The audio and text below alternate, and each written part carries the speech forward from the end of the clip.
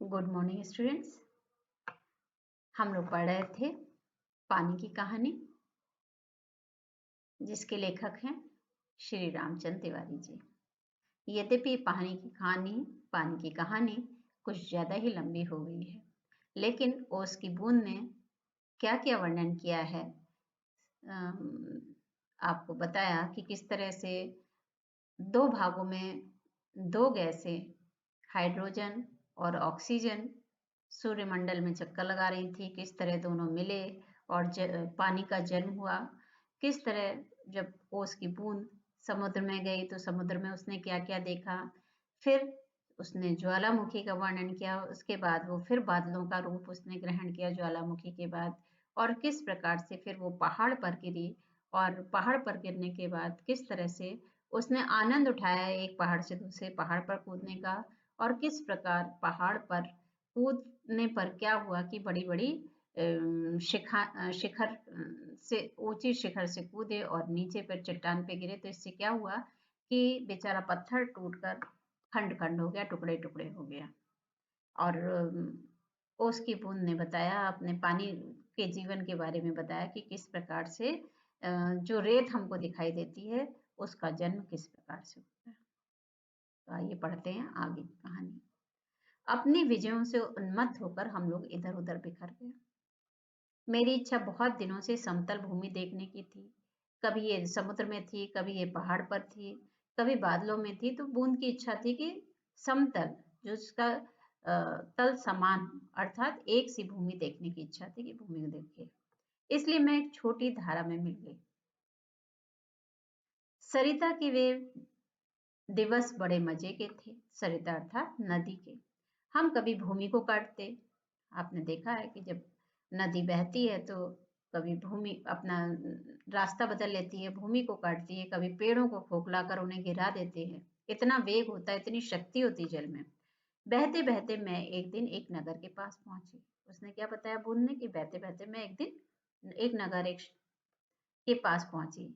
मैंने देखा कि नदी के तट पर एक ऊंची मीनार में से कुछ काली काली हवा निकल रही है।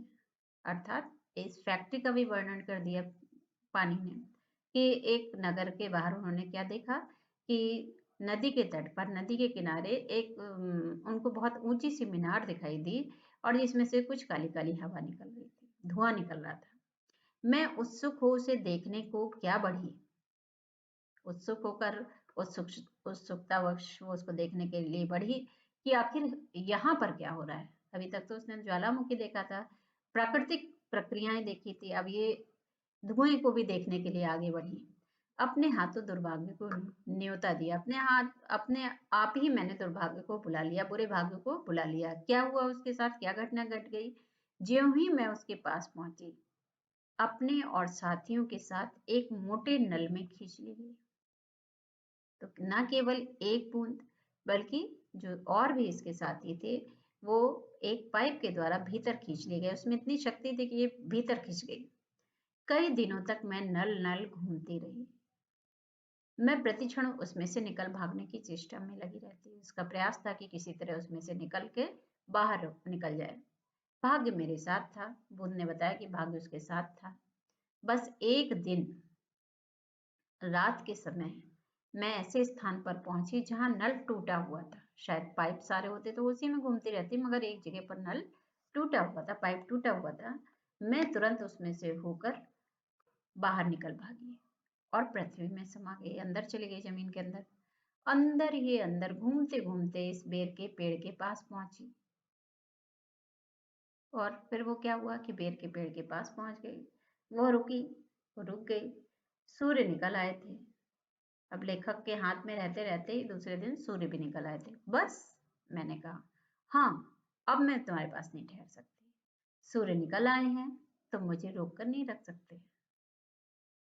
तो सूरज निकल आया था, सूर्योदय हो गया था। बूंद ने क्या कहा कि अब तुम मुझे रोक कर नहीं रख सकते अपने पास, क्योंकि सूरज निकल आया है। वह ओस की बूंद धीरे धीरे घटी और आंखों से ओझल हो गई। तो ओस की बूंद चाह रही थी कि सूरज निकले और वो लुप्त हो जाए, गायब हो जाए, आंख से ओझल हो जाए।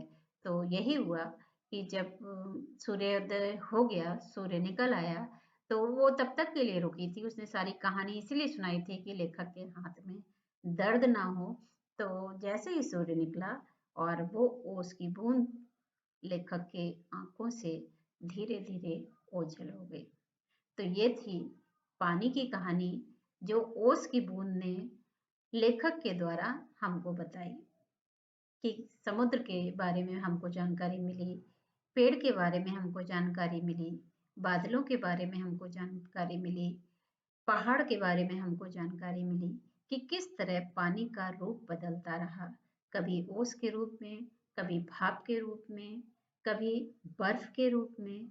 तो और किस तरह से पानी चट्टानों तक को तोड़ देता है, ये भी इस कहानी के जरिए हम लोगों ने जाना। तो आगे के प्रश्न उत्तर हम लोग नेक्स्ट वीडियो में पढ़ेंगे। आज तक के लिए बस इतना ही।